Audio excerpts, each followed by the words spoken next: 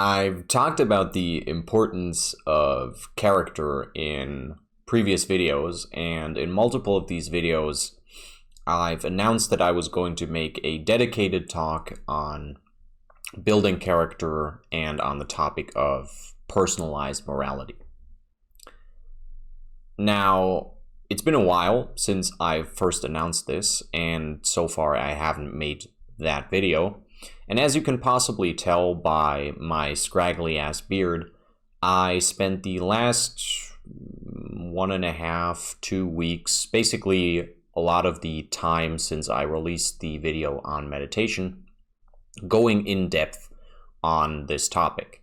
So I spent a lot of time at home. I didn't, take care of a lot of things, and instead focused much of my time on researching the topic of building character, really reflecting on my personal beliefs, my personal opinions, because obviously I had something in mind when I announced this video, but I really wanted to nail this topic because I think it's very foundational for a lot of the things I want to talk about, and I already have talked about regarding practical philosophy. So yeah, I spent a lot of time writing, I spent a lot of time reading, and am now at the point where I really want to make this video. And even though I didn't sleep a ton and I'm a little bit under the weather again because of that, I made the resolution yesterday to record this video today, so that's what I'm going to do so it doesn't get pushed back even further. So getting to the topic at hand. Again, I've talked about the importance of character in previous videos, but how do you actually build character? And perhaps another important question is, why is it even necessary? Most people have a general understanding of right and wrong. And this general understanding with the average person, I'd say, is mostly something that developed through their upbringing and more broadly the society they live in general. Maybe there was some reflection involved, but usually with the average person, this reflection was in regards to things, either actions or words, that didn't work out with others. So maybe they said something or they did something that wasn't received well, and they reflect on that and possibly change their behavior. But we're not really talking about true, deep reflection for most people here. The problem with this kind of vague idea is that it is based on lots of random influences. Your upbringing, again, which is fairly random, depends on the types of people your parents were, but then also even more randomly, the school you went to, the friends you happened to become friends with and hang out with, and all of that. Those things are fairly random. Again, obviously, your personal interests are going to play a little bit of a role in who you interact with, but generally speaking, the types of people you come into contact with and become friends with, at least as a kid and as a teenager, are very much random to a large degree. And because these influences are so random, because it's so coincidental what moral authority you are being influenced by, in some cases they can even be contradictory. Your mind can also very easily be changed, since the opinions and values that you hold, again, came about fairly randomly, and they're not very specific to you. They are perhaps specific to the social setting you are in, but they are not necessarily specific to you as a person. And so in many cases, they don't actually mean that much to you. You essentially adhere to these values because that's what someone in your position does, but it's not necessarily what you in your position should be doing. And in some cases, which is the next point I'm going to get to, if no one is watching, you are actually going to act differently, because this whole kind of vague concept of what right and wrong is based on the values imprinted on you by others, by outside sources, this whole thing makes it very easy to do something wrong and feel like it's the right thing to do, or intentionally make yourself feel like it's the right thing to do. Since, you have these different sets of values, and these values are already not specific to you, but then you also have different values, right? Because you have different sources telling you different things. You may be able, in many cases, to find one set of values within this range that has been imprinted on you that can justify what you have done. Because if your parents tell you one thing, your school tells you another thing, church, if you are from a religious family, tells you another thing again, and then your friends say, well, this is normal, this is how people act. You have all of these different, in some cases, again, conflicting ideas.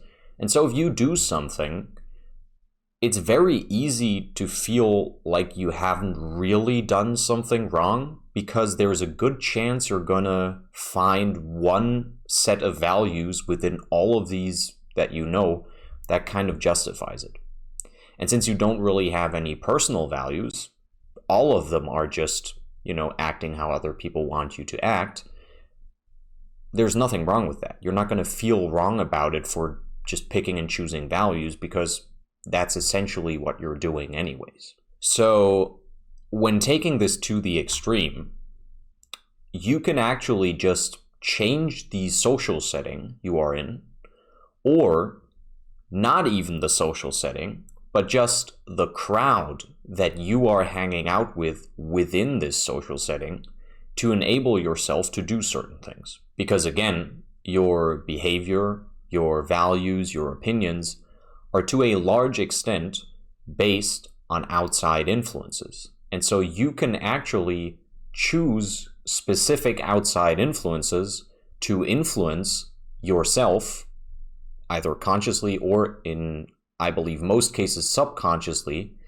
to feel right about a certain type of behavior that you just want to engage in right now. Even though it may not be the right thing for you down the road. I'm not talking about it's not it's not good in like a Christian sense or whatever. I'm not even talking about any type of specific value system. I'm talking about this may actually be harmful to you down the way. This may not be beneficial to you specifically, but you are engaging in it and justifying it by engaging in a certain social setting. All this is to say, overall, you have less control and also less accountability for the things you say and do if you don't have a clear idea of who you are and who you should be. Because your behavior is going to become very dependent on outside influences, on the people in your life right now and the people who have been in your life in the past. And so you're giving away control. And again, you're also giving away accountability for bad behaviors, because random values, again, may justify behavior that down the line turns out to have been very bad for you. And you can just say, well, this random value told me to behave this way. So we have less control and also less accountability. Now, as I've said in my video on taking responsibility for your life, which I'm going to link somewhere up here, no one is going to achieve your dreams for you. No one is going to upgrade your life. No one is going to work towards your goals. I mean, maybe, but let's be realistic. No, probably not. Things just randomly happening in your favor, very rare, very unlikely. And if you are not doing anything to, give life a better chance of treating you well, it's probably not going to happen. Which means less accountability is a bad thing. You want to be accountable for most of the things happening in your life, at least for the things you say and do. You don't want less accountability for your own words and actions. That's actually a bad thing. And as I said in the video on standing your ground, which is also going to be somewhere up here, having no real character makes it very hard to stand up for yourself. Because if you don't have clear, defined values and goals, what are you standing up for? You know, if I know exactly what I think is right and wrong, it's very easy for me to stand up to someone because I know exactly what I'm standing for. If I don't really know what I'm standing for, if I just have this vague kind of feeling of having been mistreated, even if that is justified, it's going to be very hard for me to actually defend that, to actually stand up for myself and stand my ground when someone pushes back and says, what's the big deal? So this is, in regards to control. You have less control over your life because it's hard for you to stand up for the things that are important to you, because you're not actually clear on what is important to you. And you are also relinquishing control over other things you could otherwise be in charge of in your life. This doesn't just go for standing up to people. In general, if you have not clearly defined what you want, where you want to go, what is valuable to you, you just have very little control over what you're actually doing, because making decisions based on a kind of vague idea of what you want is a lot more difficult than knowing exactly what you want and being much more capable of ignoring distractions or, ignoring things that other people might value or might say are really important, but this is not important to you. This doesn't matter to you. You don't care about it. Not because this thing itself is worthless, but because it's just not important to your path. Essentially, you are allowing people in your life, both people who are in your life right now and people who have been in your life in the past, to steer aspects of it fairly freely. Because instead of defining who you are and who you want to be, right, where you are right now, what's important to you, and where you want to go, you are essentially leaving that up to the, again, random assortment of ideas in your head that you've just collected over the course of your life. And so what is that? At the end of the day, those are the ideas of other people steering your actions and your words. And the problem is, in many cases, you might be unhappy with something and you have no clear idea of what exactly it is that bothers you. You might think you do, but you complain about something and it's something that it doesn't even make sense to complain about, because the problem is much deeper. Because the problem you actually have is that you are doing something that you don't want to be doing. But the only person responsible for that is you, because you have adopted values and ideas of other people of how you should act. These, in some cases, probably don't correlate with who you as a person actually are. And now you're doing things and saying things that maybe are not 100% you. And you get mad that, something is very difficult, something is a lot of work. And you complain about things that can't really be changed, that are kind of pointless to complain about, instead of looking at the fact that you are not actually doing what you want to be doing. Finally, in my video on altruism, I talked about a non-personalized value system in, the form of altruism, which is quite flawed. And I mentioned, again, the importance of building character and thus creating your own morality, your own idea of right and wrong that is specifically tailored to you. To summarize, you are responsible for your life, where you've been, where you are right now and where you want to go. Not having a somewhat developed, at least partially clear understanding of what your values and aspirations are makes it hard to go where you want to go because you don't know where to start and especially where to stop and draw the line for you and others. Since most of the value systems existing and intermingling within our society are fairly old, not specific to you as an individual, and, as is the case with altruism, have clear flaws, just picking a pre-designed value system to, build your character around usually ends up being a bit of a problem because it's not actually you. There's nothing wrong with taking something like Christianity as a baseline if the values generally appeal to you. But if you want to be true to yourself, you'll have to dive deep into the Bible, understand the religious philosophy, and determine what you agree with and what feels wrong and why. Just going ahead and practicing the values everyone within a certain circle practices is not going to be very personal in most cases. Overall, a lack of character will more likely lead you to act in ways that hurt your long-term goals or that you may regret for other reasons in the future. Instead of acting impulsively all the time or based on the values of others, with character you have a clear vision and know what kind of behavior you are willing to accept from yourself and from others. So now that we've established the necessity for building character, how do you go about doing it? Again, many, if not most people, are not starting out with much of a foundation, but they're not starting out with a clean slate either. If you ask someone, again, do you have a sense of right and wrong?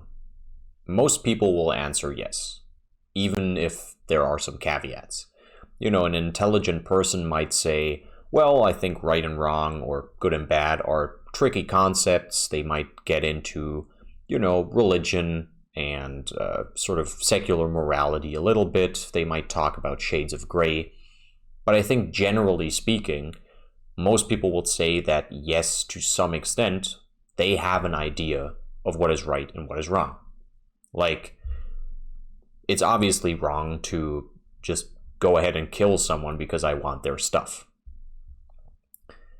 But if you give them specific situations, specific examples of a situation, and they have to make a choice, ask them how they would act, and then make those situations more and more tricky, and then keep the questions coming. Like, you keep going, you keep making the situation more and more tricky. You keep asking them, well, how would you act if this happens? Their understanding of right and wrong will usually fall apart at some point or end at something like, I was just raised this way. So instead of a clean slate, we have a vague kind of wild mix of different, sometimes paradoxical ideas from lots of different sources. This is why I have a bit of a two-sided relationship with the statement, just be yourself. Because most people just being themselves is them being other people. I do want to support people in finding their true calling, bringing out their truest self and then being that self. But that's not who most people are if they don't intentionally build character. And, just instead do what feels right to them. Because a lot of what feels right, is based on what other people, the media, the society they live in, have told them is right. Back to the topic at hand. How do we go from a random assortment of values and ideas to formulating a code that you'd wholeheartedly want to uphold? A version of you that you genuinely strive to be. There are three main aspects to building character, in my opinion, and I will present them in order of what you should start with. However, you should continue to practice all of them in the future. Starting out with number one as the first step, then moving on to 2, then number 3, is just my recommendation for someone who's completely new to the subject. Number 1, start out by questioning your words and actions and the values and impulses they derive from. The easiest way to do this is to stop scrolling. I've actually recently seen a great video on this topic by a channel called Newel of Knowledge, which I discovered like 2 weeks ago. The videos are incredibly well done, and I really recommend this video, so I'm just going to link it somewhere up here. Basically, scrolling keeps the mind busy, and so it allows you to not deal with your thoughts and emotions.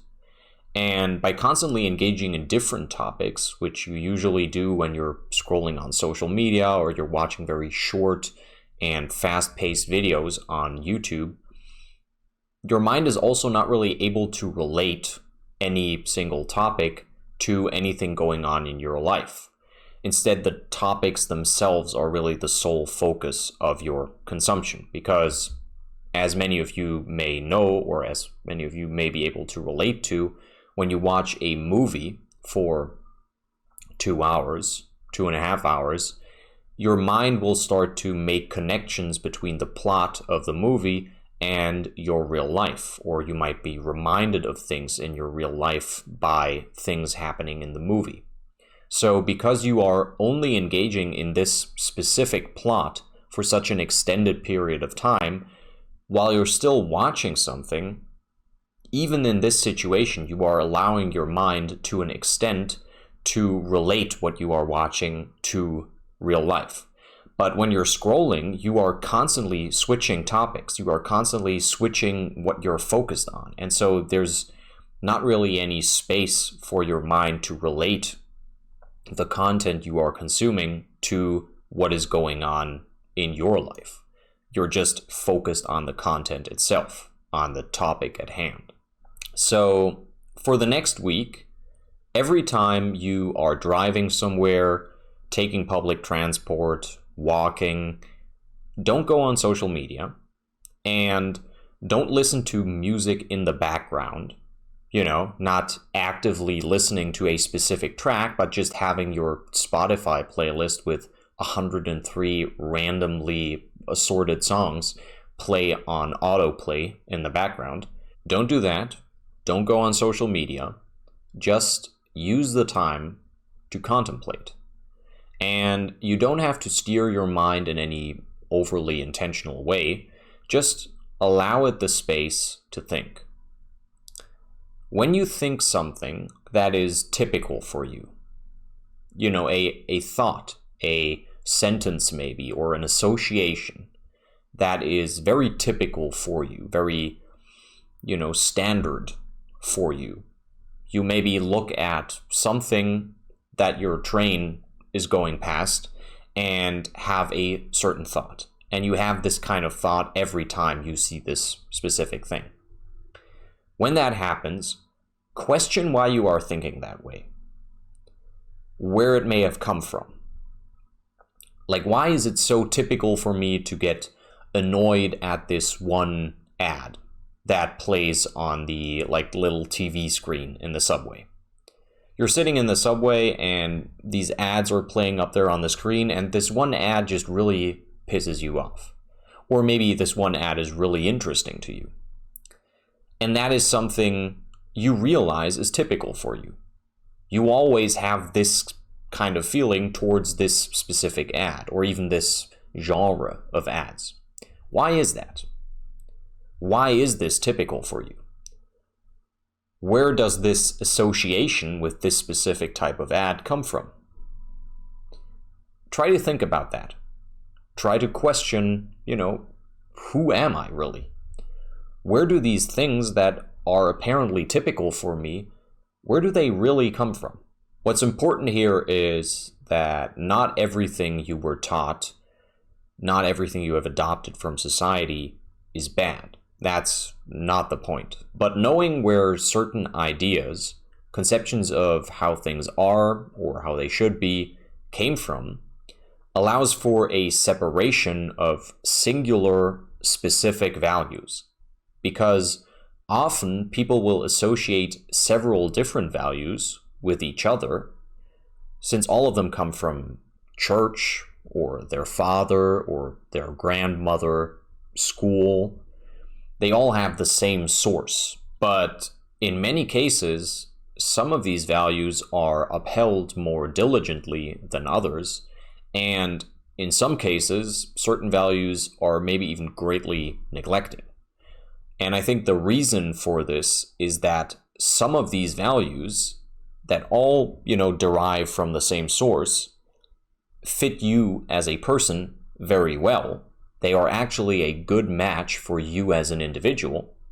And then some of them less so, and some of them maybe don't fit you at all, maybe contradict to some extent who you are as a person.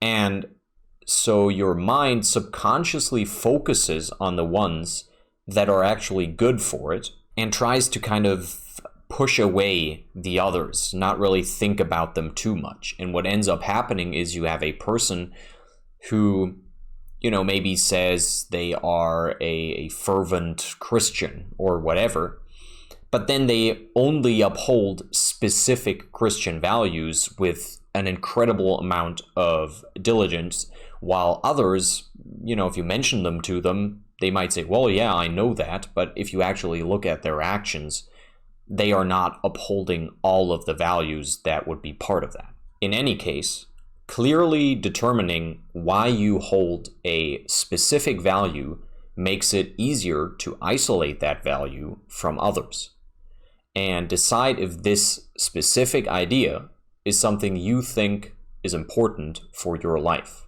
Number 2, educate yourself on philosophy, both secular and religious. Philosophy is one of the most valuable things to be educated on in terms of interacting with the world.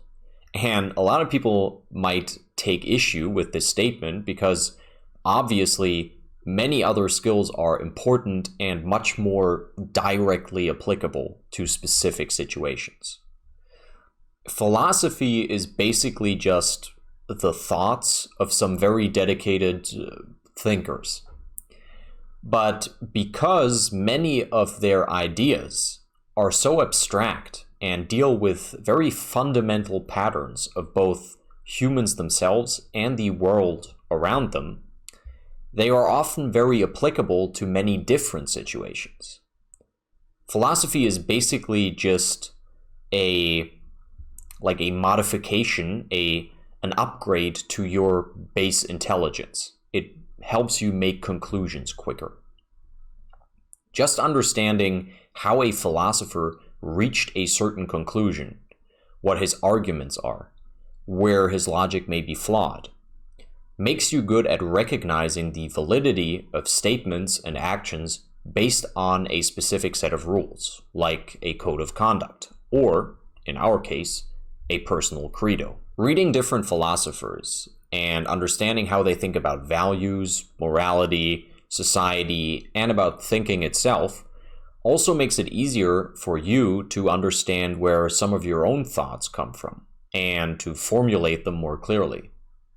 Because these people are essentially writing out thoughts, often in a very abstract manner, and learning to understand them is learning to understand the mind itself to an extent, and being able to explain what is going on within it. Now, many people who are into philosophy give religion a hard pass in every regard, which is just silly, in my opinion. Beyond their specific practices, most successful religions in the world are or were essentially philosophical systems for the masses. Mythology, ritual practices, those make the system more palatable, accessible, relevant, relatable, interesting to the average person. But behind what many atheists, including myself in the past, find to be, silly, pointless, purely for show, or even cult-like, depending on the religion, behind these surface structures and habits of a religion and its followers usually lies a very comprehensive philosophical foundation. While many individual philosophers' writings represent their specific opinion on a matter, even if that opinion belongs to a general school of thought, and thus give more of an insight into deduction and the mind's workings, religious texts typically are more of an amalgamation of different opinions because in most cases they have been written by a large number of people over an extended period of time, and they've also been generalized for and by a population, or in some cases even multiple different populations over an extended period of time. And thus, their ideas are often more directly applicable in a practical context because they have been tested more and on a larger scale than some of the ideas of individual philosophers. Ultimately, both secular and religious philosophy are very educational on a philosophical level. An important thing to note, perhaps, is that unless you want to become an academic in this field, it doesn't really matter much who wrote a text. Understanding what is being said, the argument structure of the text, which parts of it are logical and which parts make assumptions, is much more relevant than who the guy who wrote the text was. Where and when he was born and died, etc.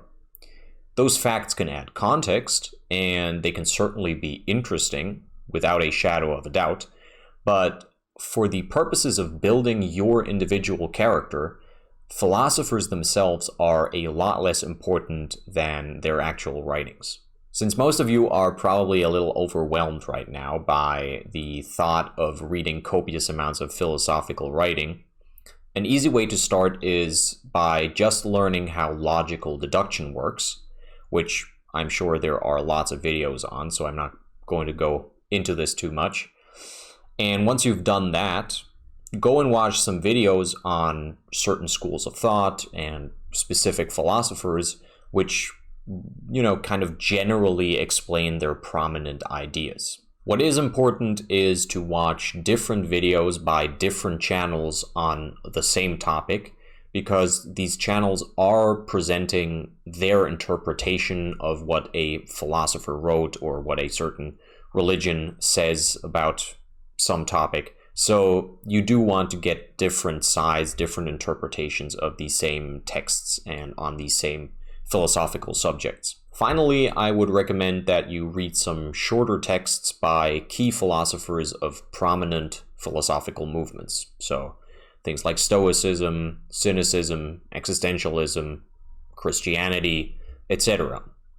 This will give you a good idea of the general concepts within these different schools of thought. Obviously, philosophers will have differing opinions on specifics, but if you look at prominent philosophers within their respective schools of thought, they will obviously be deriving a lot of their information, a lot of their ideas from other people within that school of thought, and there's a reason in many cases why they became more prominent, because maybe their ideas were formulated well, because they knew how to express themselves.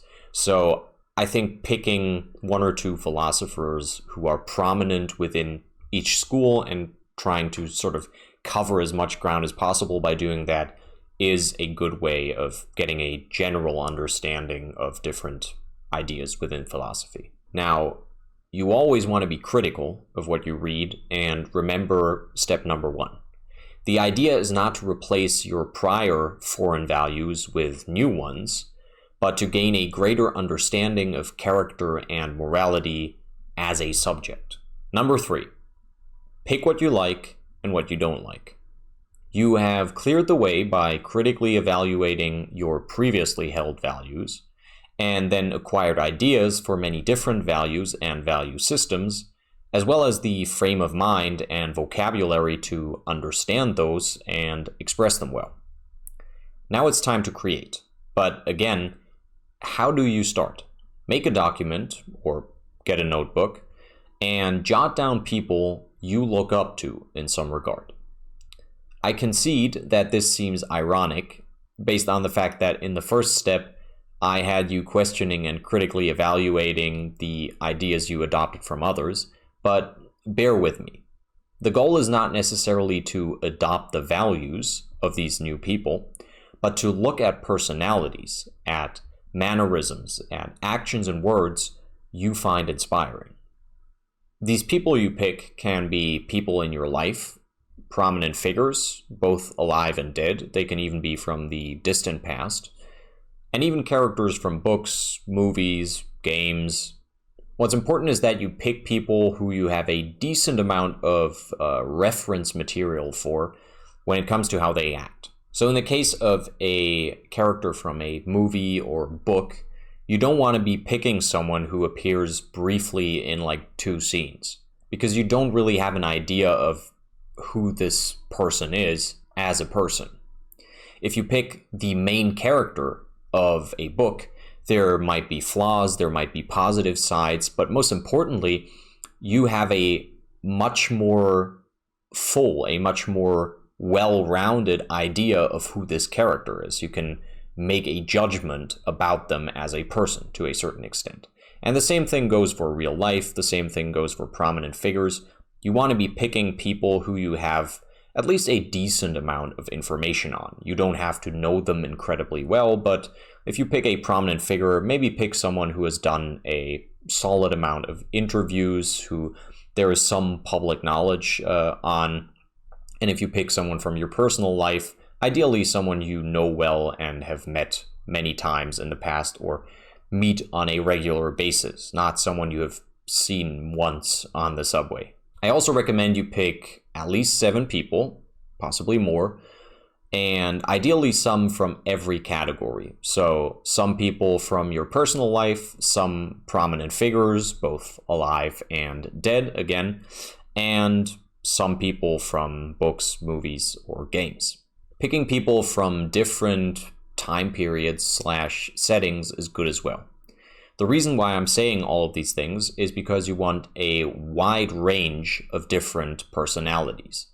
If you only pick people from a very specific social setting, you may not get to the bottom of what you actually find impressive about them, because they all exist within the same social setting. But when you pick people from very different walks of life, from very different time periods, from very different settings, very different places in the world, the things that you find impressive about them are going to be less specific to their setting that they are in and more generally true for you as an individual. What you want to do is make these people headlines in your document / notebook, and under each headline, write down what you find impressive / inspiring about them, but also what you don't like, what diminishes them as a person, in your opinion, or what just doesn't pertain to you.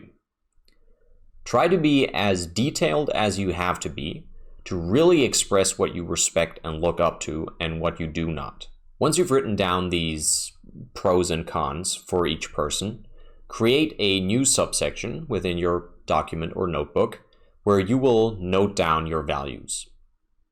Personally, I recommend you create a few general subsections within this section of the document, such as love, physical capabilities, etc., things of that nature, to help you focus on a specific area.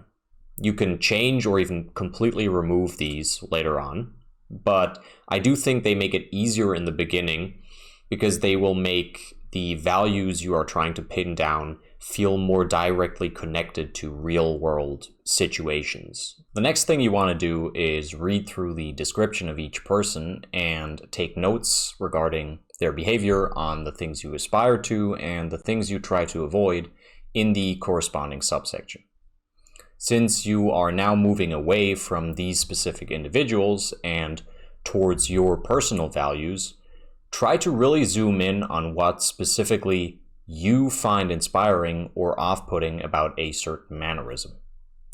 For example, say someone has a certain habit that makes them well-liked amongst others.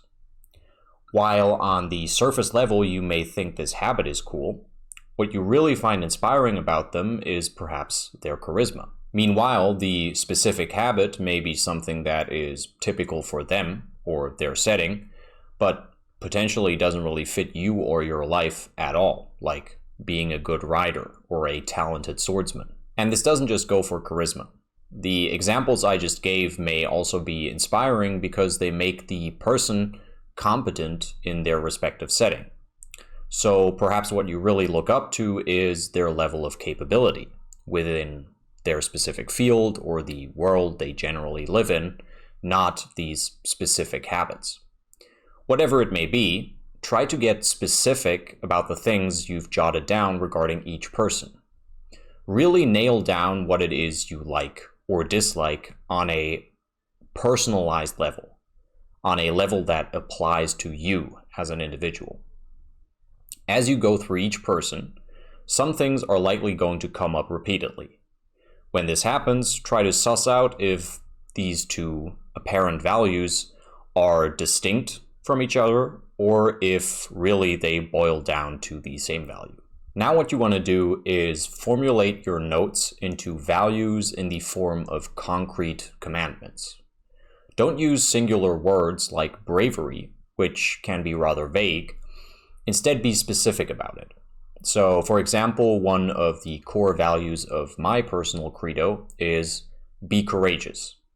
Value responsibility and greatness above comfort and meaningless longevity. Embrace a likely death if living would mean not to serve your purpose. Basically, I am saying in this commandment to be brave, to be courageous.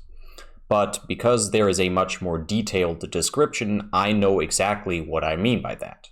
Because bravery can mean a lot of things to a lot of different people. So by being specific, I am saying to myself, bravery to me is about standing up for what is important to me and what is right in my opinion, not, dancing with unnecessary risks all the time for no reason at all.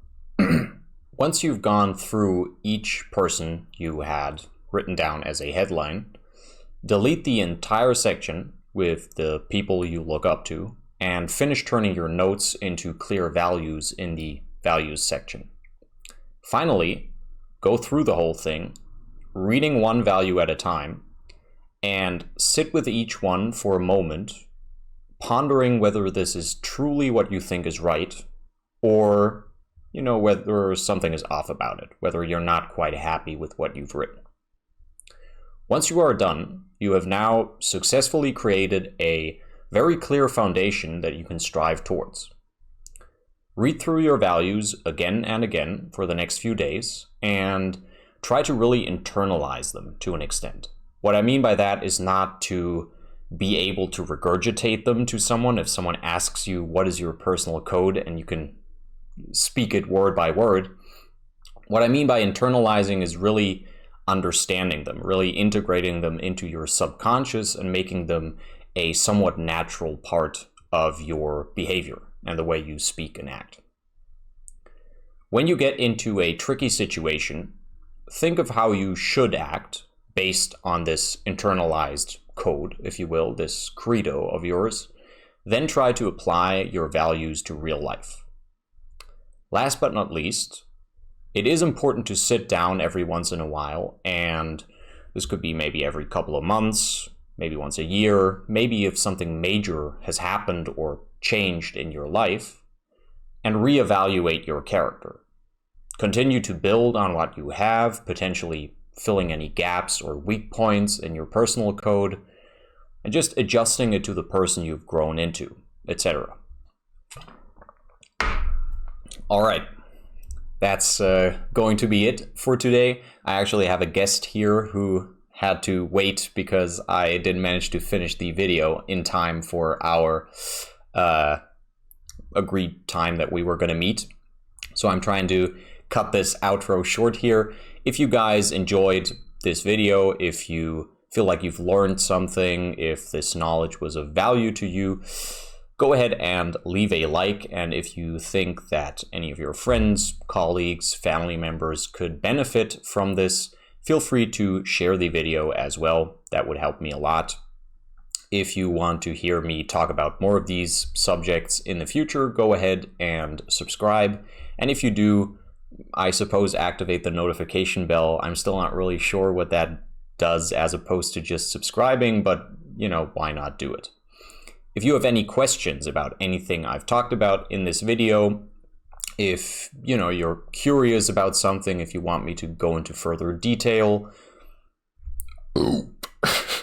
into any specifics about anything, or if you have a suggestion or a request for a topic you want me to talk about in the future, go ahead and leave a comment underneath the video. And with all that being said, I hope you get into building a character of your own that you're happy with and that will help you achieve what you want to achieve in life and go where you want to go, be the person you want to be. See you around.